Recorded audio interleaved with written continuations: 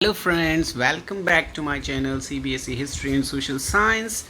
Today we will discuss the part second of chapter 6 Bhakti Sufi Traditions. Class 12th history के भक्ति सूफी परंपरा chapter के दूसरे part का वीडियो के साथ आपके सामने प्रस्तुत हूँ मैं लेकर। पहले वीडियो में हमने देखा कि भारत में भक्ति की परंपरा की शुरुआत कैसे हुई, भक्ति के विभिन्न रूप कौन कौन से थे, भक्ति के प्रकार कौन कौन से थे, इन सभी के बारे में पढ़ा जाना, किस तरह से दक्षिणी भारत से भक्ति की शुरुआत हुई और नयनार और अलवार संतों ने भक्ति को किस तरह से प्रसिद्ध किया, ये सब की जानकारी हमने ली। आज के वीडियो में हम आगे देखेंगे भारत के अन्य भागों में भक्ति के कौन कौन से और रूप थे जिन्होंने भारत देश में ईश्वर के प्रति श्रद्धा, भक्ति और विश्वास को बढ़ाने में योगदान दिया। तो शुरू करते हैं आज के इस वीडियो को। आज के इस वीडियो में सबसे पहले हम देखेंगे कि किस तरह से कर्नाटका में वीर शैव ट्रेडिशन की शुरुआत हुई। द वीर शैव ट्रेडिशन इन कर्नाटका। तो 12वीं शताब्दी के आसपास कर्नाटका में एक नवीन प्रकार के आंदोलन या मूवमेंट दिखाई देता है जो कि एक ब्राह्मण जिसका नाम बसवन्ना था उसके द्वारा शुरू किया, जो प्रारंभ में एक जैना था और चालुक्य राजा के यहाँ पर एक मिनिस्टर था, तो उनका नाम था बसवन्ना, जो कि 1106 से लेकर 1168 के बीच में उनका जीवन रहा। बसवन्ना द्वारा कर्नाटका में जो मूवमेंट शुरू किया गया उसे वीर शैविज्म या वीर शैववाद कहा जाता है। ठीक है। His followers were known as Veer Shaivas, heroes of Shiva, or Lingayats, wearers of the Linga. Lingayat continue to be an important community in the region to date. तो ये जो बसवन्ना के फॉलोवर्स हैं उन्हें वीर शेवाज या लिंगायत्स कहा जाता है। वीर शेवा का मतलब शिव के हीरोज और लिंगायत्स का मतलब होता है लिंग को धारण करने वाले, पहनने वाले। ठीक है। तो बसवन्ना के जो ये फॉलोवर्स थे लिंगायत्स भी कहे जाते हैं और आज भी कर्नाटक के एक लिंगायत समुदाय जो है आज भी पाया जाता है बहुत बड़ी संख्या में।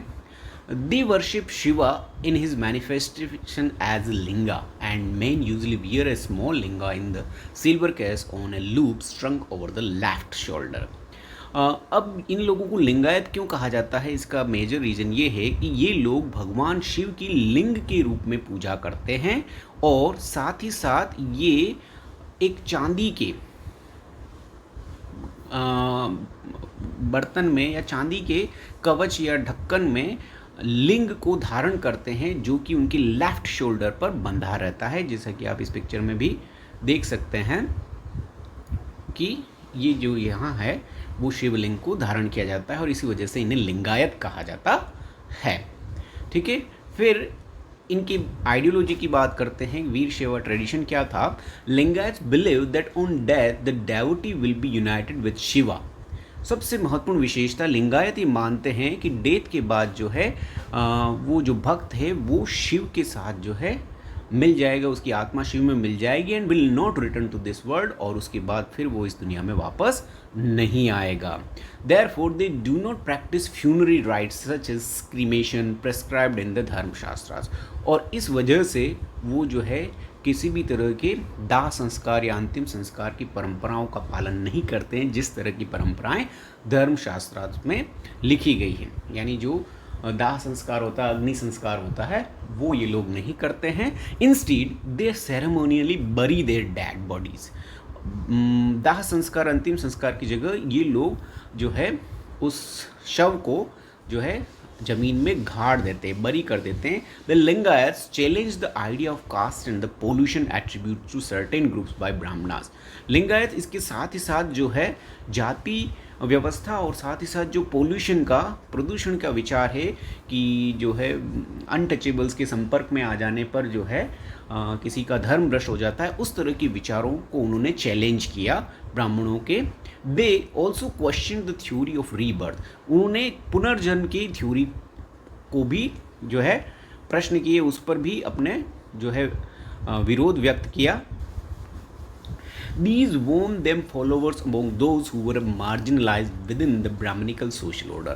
और इन दोनों ही कारणों की वजह से वो लोग जो मार्जिनलाइज थे, जो हाशियाई समुदाय थे, या जो ब्राह्मणों की वजह से समाज में जिनका जो है स्तर निम्न था, उन लोगों में लिंगायत या वीर शैव के जो वचनों का है बहुत प्रभाव हुआ और वो उनके फॉलोवर्स बन गए। The Lingayat also encourage certain practices disapproved in the धर्मशास्त्र। लिंगायत ने धर्मशास्त्र में लिखी हुई कुछ प्रैक्टिसेस या परंपराओं का भी विरोध किया, such as post puberty marriage and the remarriage of widows.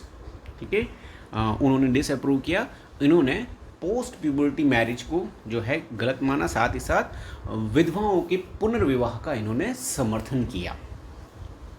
ठीक है, ओवर अंडरस्टैंडिंग ऑफ द वीर शैव ट्रेडिशन इज डिराइव्ड फ्रॉम वचनास, यानी हमारी जो इस वीर शैव ट्रेडिशन के बारे में जानकारी जो है वो इनके द्वारा लिखे गए वचनास से होती है। वचन लिंगायत के जो बसवन्ना की शिक्षाएं हैं उनको वचन्स कहा जाता है। Literally sayings compose in Kannada by women and man who join the movement. ये उन लोगों द्वारा लिखी गई है जिन्होंने इस लिंगायत मूवमेंट को ज्वाइन किया था। तो लिंगायत की शिक्षाएं जो है वो वचनाज या वचन के नाम से जानी जाती है। तो ये मुख्य मुख्य बातें हैं जो लिंगायत के ट्रेडिशन के बारे में है, वीर शैवास के बारे में है। ये लोग पोस्ट प्यूबर्टी मैरिज को अप्रूव करते थे, विडो रीमैरिज में भी मानते थे, ये बाल विवाह को सही नहीं मानते थे। तो इस तरह की परंपराएं का ये पालन करते थे। नेक्स्ट है कि इसके बाद उत्तर भारत की स्थिति देखते हैं कि उत्तर भारत में धार्मिक स्थिति किस प्रकार थी इस पीरियड में।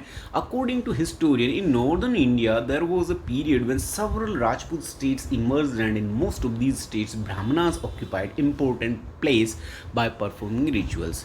तो इस पीरियड में इतिहासकारों के अनुसार ज़्यादातर जो उत्तरी भारत के राज्य थे उनमें राजपूतों ने अपना राज्य स्थापित कर लिया था, और राजपूतों के यहाँ पर ब्राह्मण जो है उनका स्टेटस जो है बहुत बढ़ गया था, और उन्होंने इन परंपराओं और विधियों को परफॉर्म करने में अपना महत्वपूर्ण स्थान जो है इन राजपूत राज्यों में प्राप्त कर लिया। There was no attempt to question their position directly, और इन राजपूत राज्यों में ब्राह्मणों की पोजीशन को कोई क्वेश्चन नहीं किया जा सकता, यानी ब्राह्मण जो है यहाँ हायर कास्ट या एक हायर स्टेटस जो है वो रखते थे। At the same time there were other religious leaders who were out of the orthodox Brahmanical systems and were gaining ground. लेकिन इसी समय बहुत सारे ऐसे धार्मिक विद्वान या नेता भी इस समय अस्तित्व में आए थे जो ऑर्थोडॉक्स ब्राह्मणिकल सिस्टम था उसको नहीं मानते थे, और उन लोगों को भी धीरे धीरे जो है लोगों में समर्थन मिल रहा था। These included the Naths. अब ऐसे लोगों में जो थे वो थे नाथ, जोगीज and Siddhas. Many of them came from artisanal group such as weavers who were well organised. और इनमें से नाथ, सिद्धास और जोगीज में से बहुत सारे जो थे वो शिल्पकार वर्ग से आए थे, जैसे कि वीवर्स या बुनकर लोगों में से आए थे जो कि पहले से ही वेल ऑर्गेनाइज थे। बुनकर लोग आप सभी जानते हैं कि वो अपनी एक श्रेणी बनाते थे और उसके माध्यम से वो कपड़े बेचने बनाने का सारा काम करते थे। तो ये उन्हीं ग्रुप में से सिद्धास, जोगीज और नाथ जो लोग हैं वो इस समय अस्तित्व में आए थे। ये लोग जो हैं these religious leaders question the authority of the Vedas. इन लोगों ने वेदों की ऑथोरिटी को क्वेश्चन किया कि वेद प्रामाणिक नहीं है। However they were unable to win the support of the ruling elites. लेकिन इन लोगों को राजाओं का जो है साथ नहीं मिला, और इसी समय Turkish conquest culminated in the establishment of the Delhi सल्तनत। और इसी समय भारत में तुर्क लोगों ने जो है दिल्ली सल्तनत की स्थापना कर ली थी। The power of many Rajput rulers was thus undermined and also of the Brahmanas who were associated with these kingdoms.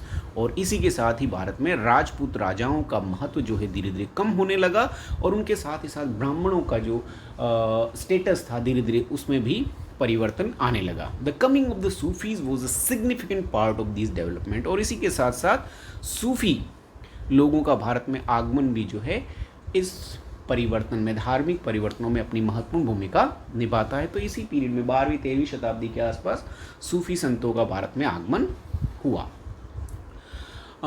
अब बात करते हैं कि तुर्क लोगों के आने के साथ साथ भारत में जो इस्लाम था उसमें क्या परिवर्तन आए, इस्लाम रिलीजन में क्या परंपराएं देखने को मिलती है। तो मोहम्मद बिन Qasim conquered Sindh in 1711 AD. Sindh became a part of the Caliph's domain. During the 13th century, the Turks and Afghans established the Delhi Sultanate. तो भारत में सबसे पहले जो मुस्लिम रूलर जिसने अपनी सत्ता स्थापित की थी वो थी मोहम्मद बिन कासिम, जिसने 711 ईस्वी के आसपास सिंध के प्रदेश को जीत कर वहाँ पर खलीफ का जो है वो राज्य स्थापित किया। उसके बाद 13वीं शताब्दी के आसपास जो है टर्क लोगों और अफगानों ने जो है दिल्ली सल्तनत की स्थापना की, यानी दिल्ली में मुस्लिम राज्य की स्थापना की।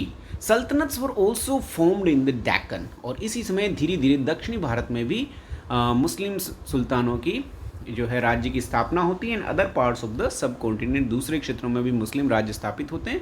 इस्लाम was recognised the religion of several areas, और इसी के साथ जो है बहुत सारे क्षेत्र में इस्लाम एक महत्वपूर्ण धर्म बन जाता है। These continued with the establishment of the Mughal empire, और ये जो इस्लाम है मुगल एम्पायर के साथ साथ आगे और वृद्धि करता जाता है। Muslim rulers were to be guided by the उलेमा।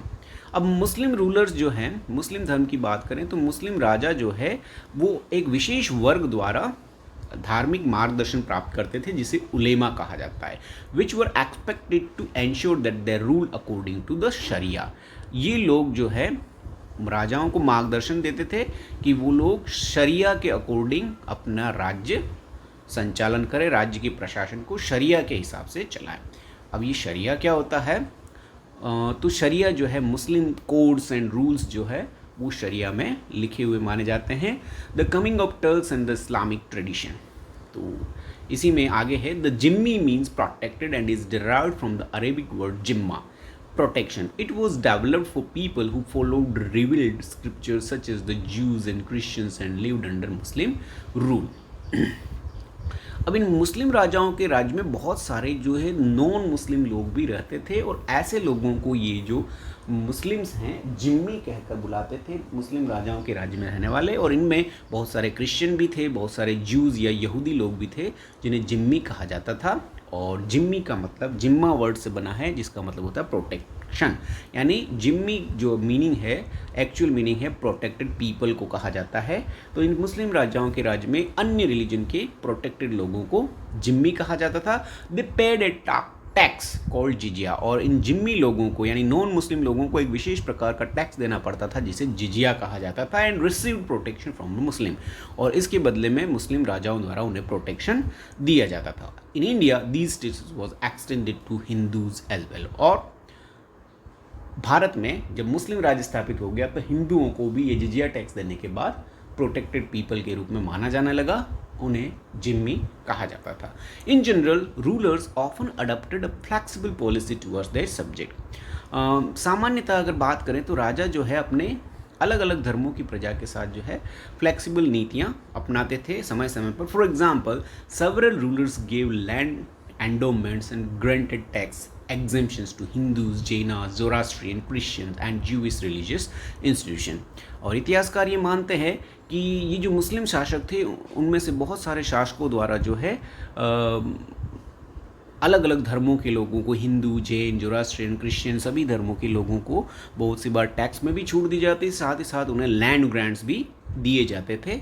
और इस तरह से ये मुस्लिम रूलर जो है अन्य धर्मों के प्रति एक तरह की सहिष्णुता की नीति भी अपनाते थे। They also showed respect and devotion towards non Muslim religion, और ये बताता है कि मुस्लिम राजाओं द्वारा नॉन मुस्लिम रिलीजन के लोगों के साथ भी जो है एक रेस्पेक्ट और सम्मान और डिवोशन की भावना देखने को मिलती है। तो ऐसे बहुत सारे प्रमाण भी देखने को मिलते हैं। अब हम बात करते हैं मुस्लिम धर्म जो है, इस्लाम धर्म है, उसकी प्रमुख परंपराएं कौन कौन सी हैं। तो जैसे जैसे भारत में मुस्लिम राजाओं का राज्य बढ़ता गया वैसे वैसे भारत में मुस्लिम धर्म को मानने वाले लोगों की संख्या भी बढ़ती गई।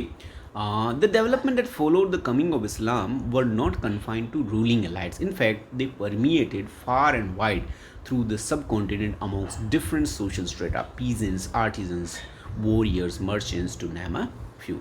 तो ये धर्म जो है सिर्फ राजाओं तक सीमित न रहा, बल्कि बहुत सारे जो शिल्पकार, कारीगर वर्ग थे या फिर व्यापारी थे, बहुत सारे योद्धा लोग थे, उन लोगों ने भी और किसानों ने भी इस धर्म को अपनाया।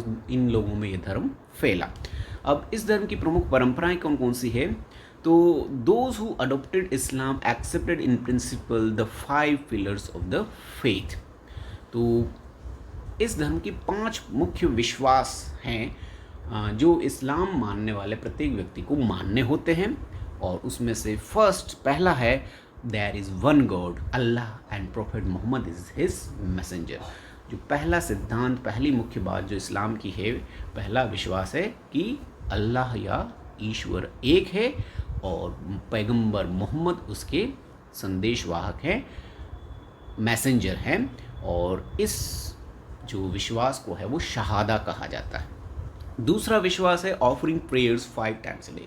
प्रत्येक मुसलमान को दिन में 5 बार जो है प्रार्थना करनी चाहिए, जिसे नमाज या सलात कहा जाता है।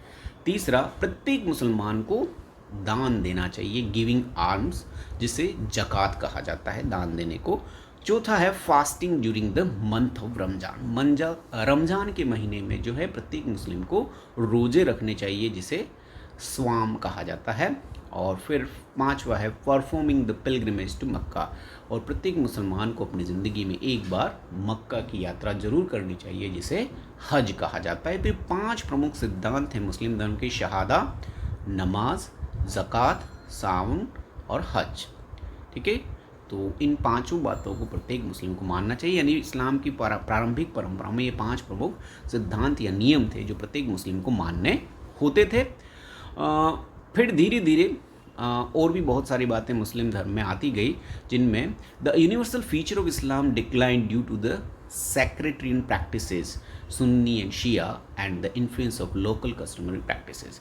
धीरे धीरे इस्लाम में भी बहुत सारे परिवर्तन देखने को मिलते हैं। जब इस्लाम मुख्यतः 2 भागों में बढ़ जाता है, सुन्नी और शिया में, तो उसके साथ ही नवीन परंपराएं इसमें प्रारंभ हो जाती है। साथ ही साथ जो है जिन जिन क्षेत्रों में भी मुस्लिम धर्म गया, वहाँ की स्थानीय परंपराएं भी मुस्लिम धर्म में ऐड होती गई, तो इसमें भी बहुत सारे परिवर्तन आते गए। For example, Arab Muslim traders who settled Malabar coast adopted Malayalam language and matriliny system.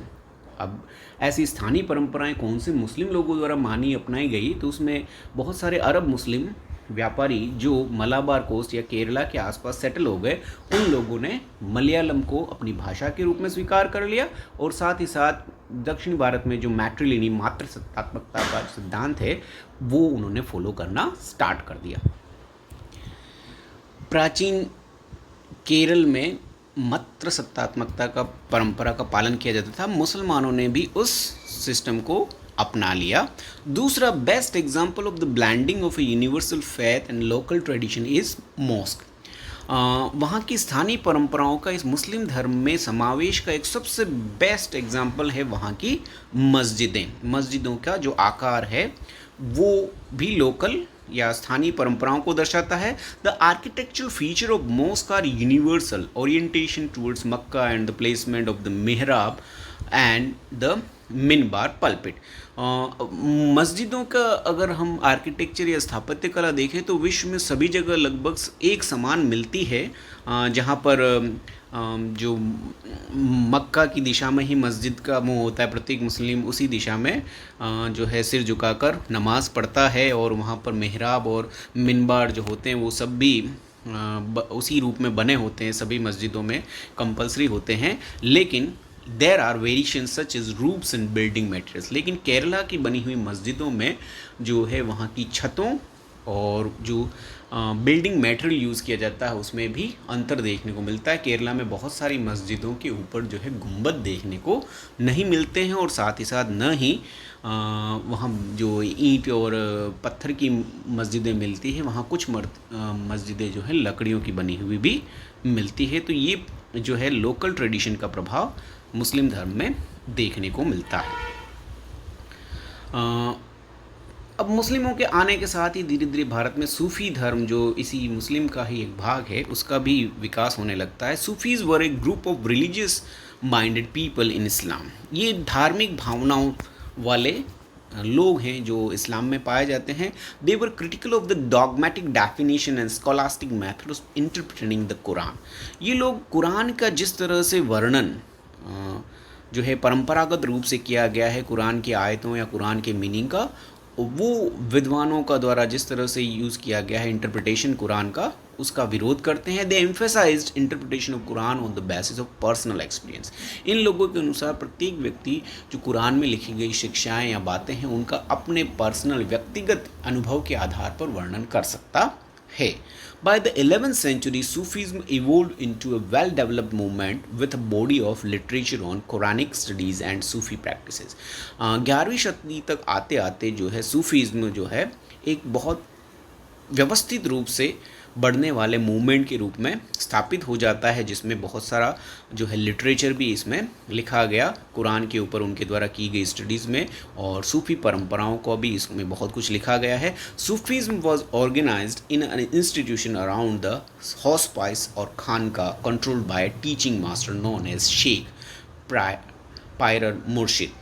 He enrolled disciples and appointed as successor. अब सूफीज़म जो है मेनली एक धार्मिक पवित्र स्थान के आसपास जो है वो अपना रूप पाता है, जहाँ पर उनका एक गुरु होता है जिसे शेख कहा जाता है, जिसे मुर्शिद कहते हैं। वो अपने शिष्यों को ढूंढता है या शिष्यों को अपॉइंट करता है अपना सक्सेसर के रूप में, उत्तराधिकारी के रूप में।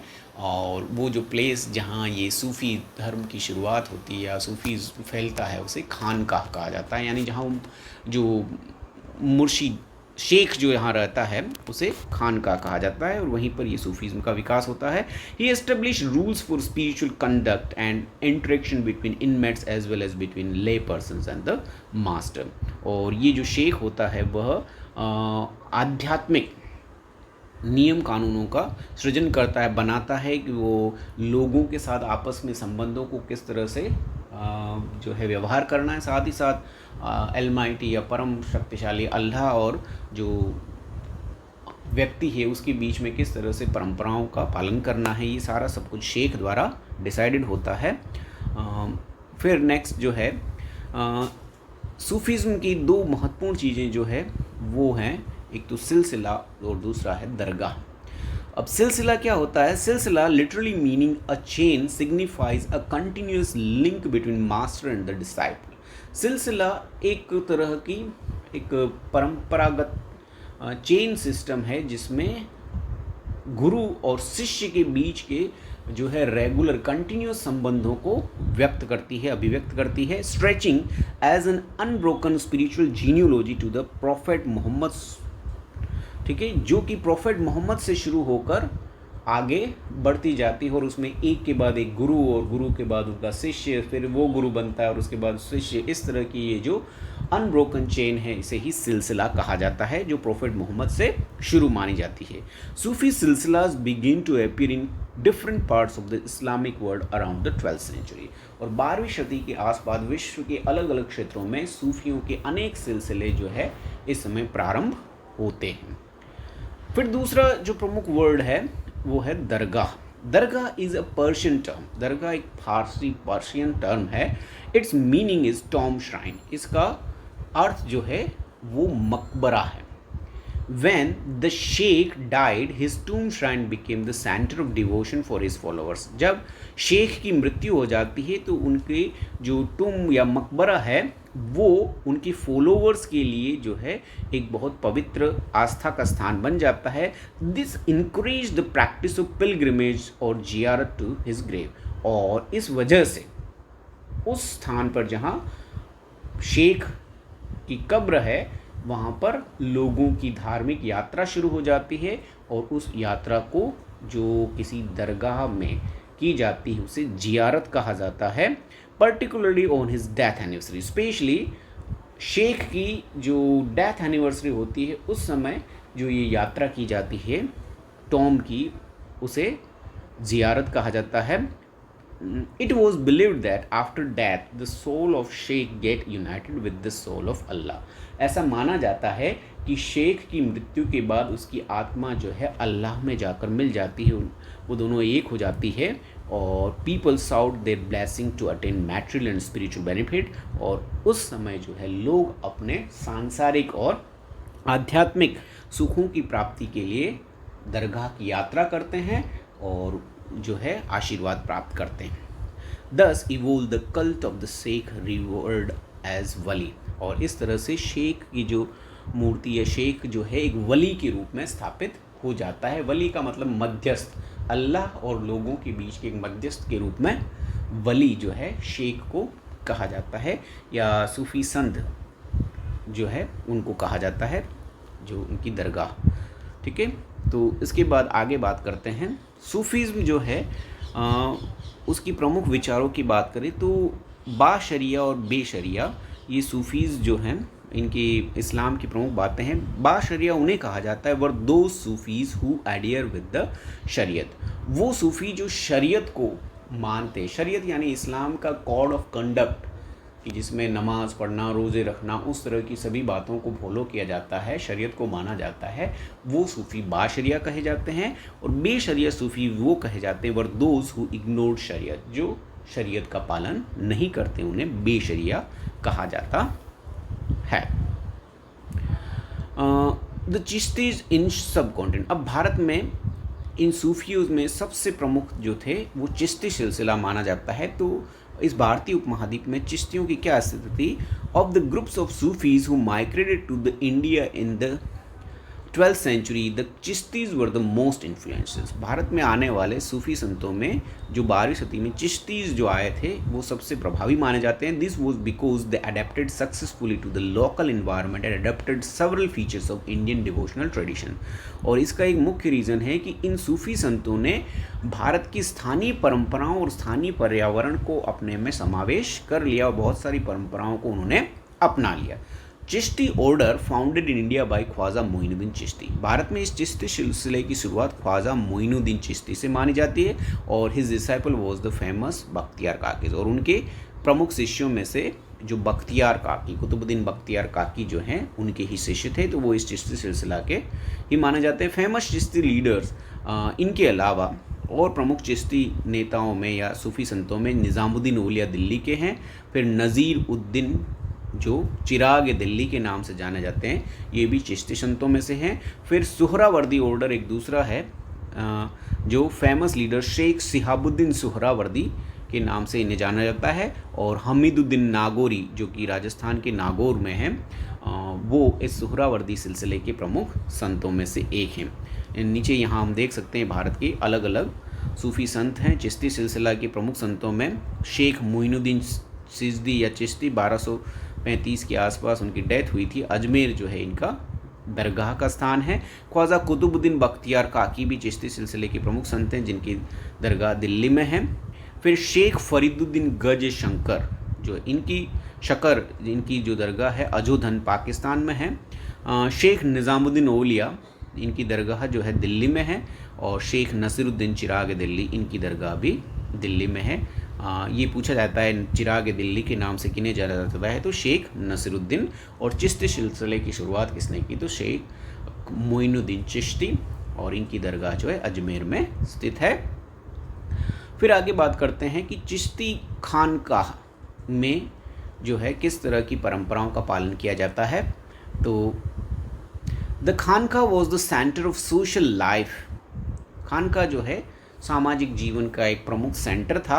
It comprise several small rooms and a big hall where inmates and visitors lived and prayed. इस खानकाह में बहुत सारे कमरे होते थे जिसमें से एक बड़ा हॉल होता था जहाँ पर जो विजिटर्स और वहाँ के जो लोग जो उस खानकाह में रहते थे वो प्रेड करते थे, नमाज पढ़ते थे। The sheikh lived in a small room, शेख जो मुख्य होता था वो एक छोटे से कमरे में रहता on the roof of the hall, उस हॉल की छत के ऊपर एक कमरा होता था उसमें रहता था। Where he met visitors in the morning and evening, जहाँ पर वो सुबह शाम बहुत सारे जो दर्शनार्थी या लोग मिलने आते थे उनसे मिलता था। There was an open kitchen, और इस खानकाह का एक महत्वपूर्ण भाग था ओपन किचन, एक खुला किचन जो दिन भर चलता रहता था जिसे लंगर कहा जाता था। From morning till evening people from all walks of life came to seek the blessing from the sheikh in various matter. सुबह से लेकर रात तक बहुत सारे लोग जो हैं अलग अलग क्षेत्रों के अलग अलग सामाजिक वर्गों के लोग शेख से मिलने आते थे, बहुत सारी चर्चाएं करने आते थे। Other visitor includes poets such as Amir Hasan Siddi and Amir Khusro and the court historian Ziauddin Barni and all of them wrote about the sheikh. और आने वाले प्रमुख लोगों में बड़े बड़े लोग भी यहाँ पर आते थे जिसमें कवि भी थे, लेखक भी थे और ऐसे लेखकों में अमीर हसन सिजदी जो हैं, अमीर खुसरो हैं, फिर जियाउद्दीन बर्नी जो एक इतिहासकार थे, ये सब भी जो है ख्वाजा मोइनुद्दीन चिश्ती से खानकाह में मिलने के लिए, दर्शन लाभ के लिए आए थे। चर्चा धार्मिक विषयों पर इनके द्वारा की गई थी यहाँ पर। फिर bowing before shaikh, the practices that were adopted by the Chishtis in their khan. चिश्तियों द्वारा खानकाह में कौन कौन सी परंपराओं का पालन किया जाता था, तो यहाँ पर 4 प्रमुख परंपराएं यहाँ पर दी गई है। कि सबसे पहले तो जो भी विजिटर्स यहाँ आते थे उन्हें वहाँ पर पानी दिया जाता था, ऑफरिंग वाटर टू विजिटर्स। फिर shaving the heads of the initiates, ठीक है, जो भी व्यक्ति वहाँ आता था दरगाह पर सिर झुकाने, उसका सिर जो है मुंडवाया जाता था। योगिक एक्सरसाइजेस भी वहाँ की जाती थी, ध्यान चिंतन मनन जो है वो भी यहाँ पर होता था। और शेख के सामने जो है सिर झुकाना भी एक महत्वपूर्ण परंपरा थी, यानी उसके कदमों में जो है लोग सिर झुकाते थे। तो इस तरह की परंपराओं का पालन यहाँ पर होता था। और भी बहुत सारी परंपराएं, जिसमें जिक्र जो है एक बहुत महत्वपूर्ण परंपरा थी, जिसमें अल्लाह के नाम को बार बार उच्चारित किया जाता था, ठीक है। हदहरा है, the hadra basically consist of various forms of zikr, songs and dances. विभिन्न अलग अलग तरह से भगवान अल्लाह के नाम लेने को हदहरा कहा जाता है। कव्वाली जो थी वो सूफीज़्म का एक बहुत महत्वपूर्ण पार्ट है। Qawwali is the devotional form of music which is common in Pakistan, India, Afghanistan, Turkey. इन विभिन्न देशों में कव्वाली जो है वो गाई जाती है। तो ये सभी चीज़ें यहाँ पर प्रैक्टिस होती थी, यानी रात को कव्वाली के प्रोग्राम होते थे जहाँ पर अल्लाह के लिए जो है नज़्म गीत जो है वहाँ गाए जाते थे, सामूहिक रूप से वो गाए जाते थे उस तरह के। तो ये सारी परंपराओं का पालन खानकाह में किया जाता था। अब चिश्ती सिलसिले में जो 2 महत्वपूर्ण परंपराएं जो आज भी चली आ रही है वो है ziyarat and qawwali. Pilgrimage called ziyarat to the tomb of Sufi saint is prevalent all over the Muslim world, ठीक है। दरगाह की यात्रा जो है जिसे ज़ियारत कहा जाता है वो पूरे मुस्लिम वर्ल्ड में आज भी चली आ रही है। This practice is an occasion for seeking the Sufis spiritual grace, ठीक है। सूफी संतों के आशीर्वाद को प्राप्त करने का ये जो है प्रमुख परंपरा है। और ज़ियारत के समय जो ये आशीर्वाद लिया जाता है उसे बरकत कहा जाता है। For more than 7 centuries people from different walks of life express their devotion at the dargahs of 5 great Chishti saints. और 12वीं शताब्दी के बाद से लेकर ये पिछले 700 सालों से देश भर के अलग अलग भागों से अलग अलग धर्मों के विभिन्न लोग जो हैं इन दरगाहों में जाते हैं और वहाँ से आशीर्वाद प्राप्त करते हैं।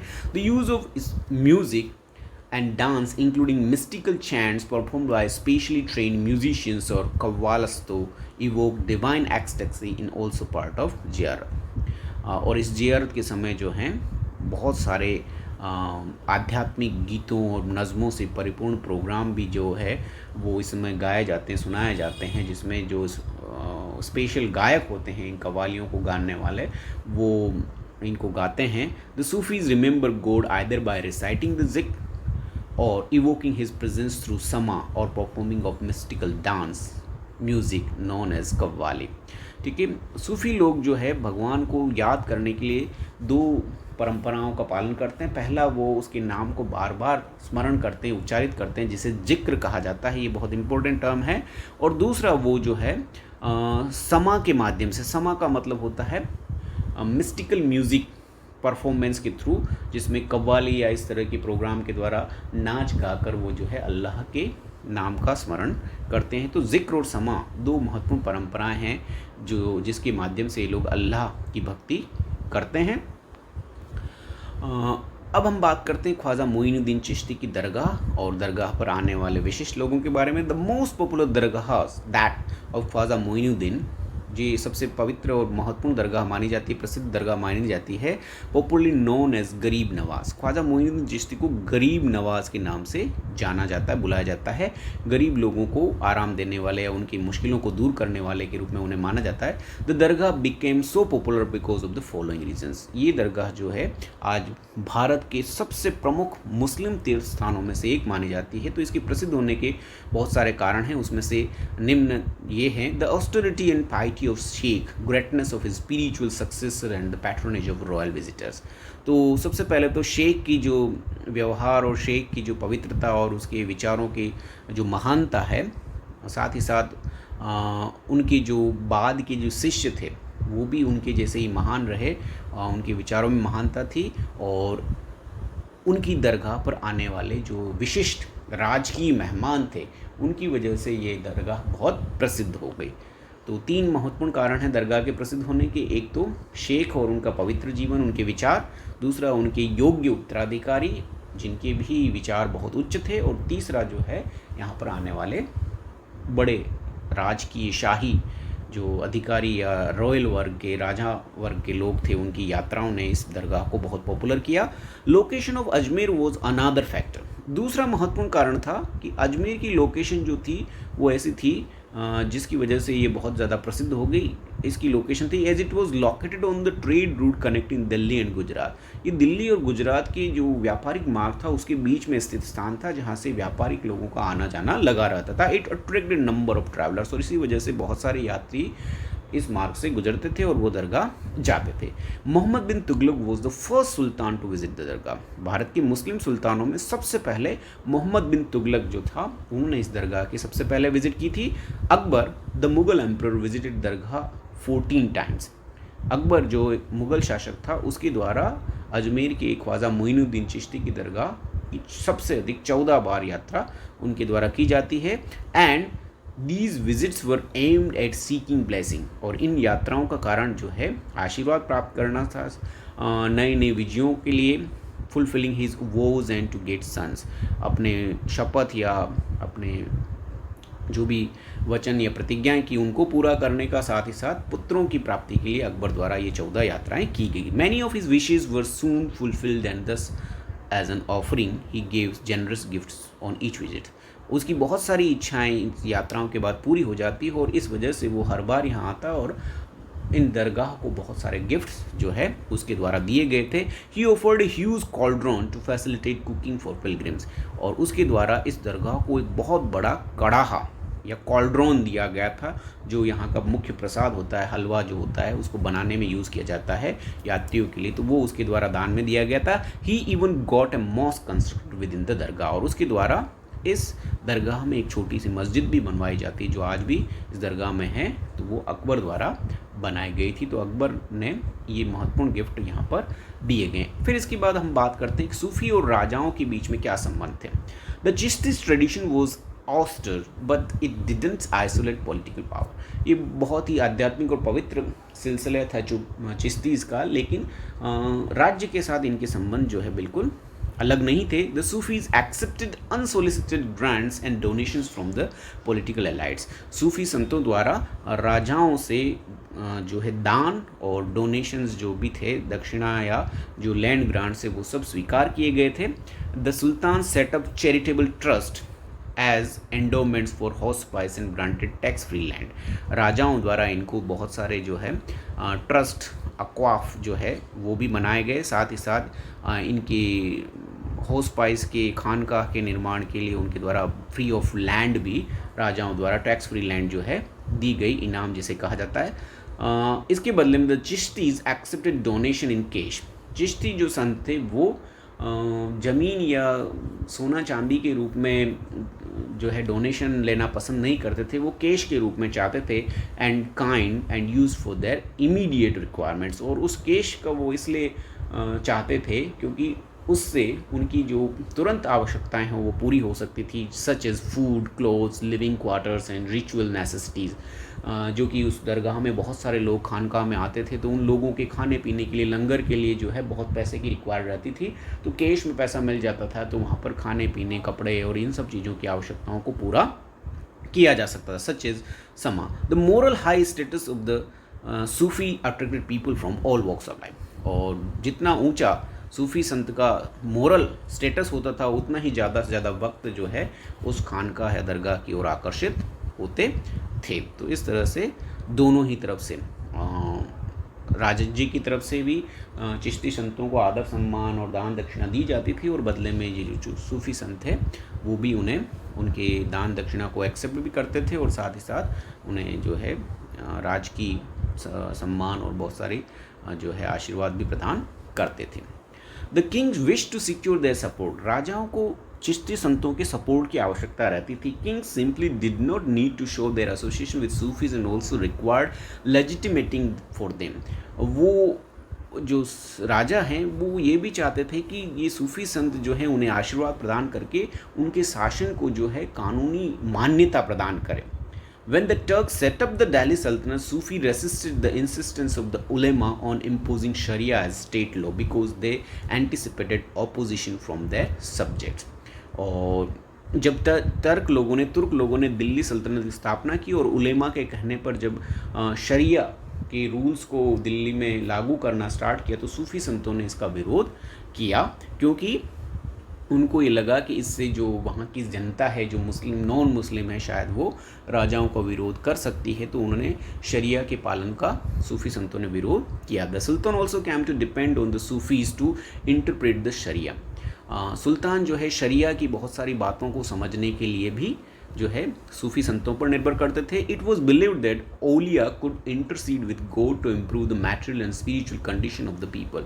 और ऐसा माना जाता है कि निज़ामुद्दीन ओलिया जो थे अल्लाह और लोगों की समस्याओं के बीच में एक इंटरमीडिएट मध्यस्थ की भूमिका निभाते थे और लोगों को आध्यात्मिक शांति और सुख प्रदान करते थे। As a result king got the shrine of the Sufis near built their tombs.